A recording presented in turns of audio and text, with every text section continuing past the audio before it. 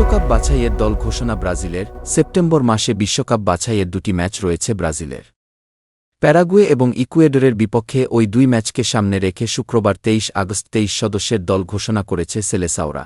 প্রথমবারের মতো ব্রাজিলের দলে ডাক পেয়েছেন এস্তেভা উইলিয়ান। ১৭ বছর বয়সী এই ফুটবলারকে নিয়ে সমর্থকদের প্রত্যাশা অনেক বেশি। অনেকে তো এখনই তাকে নেইমার জুনিয়রের সঙ্গে তুলনা করেন। আর অনেকের চোখে উইলিয়ান হলেন ছোট মেসি। ইউরোপিয়ান বড় বড় ক্লাবের সঙ্গে লড়াই করে গত জুনে এস্তোভোকে দলে টেনেছে চেলসি।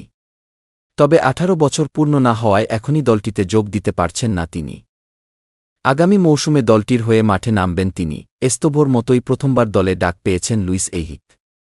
তবে বাদ পড়েছেন রাফিনিয়া। আর্সেনাল ফরোয়ার্ড গাব্রিয়েল মার্টিনেল্লিও জায়গা পাননি দলে। আগামী ৬ সেপ্টেম্বর ঘরের মাঠে ইকুয়েডরের মুখোমুখি হবে ব্রাজিল। ১০ অক্টোবর প্যারাগুয়ের মাঠে খেলবে সেলেসাওরা।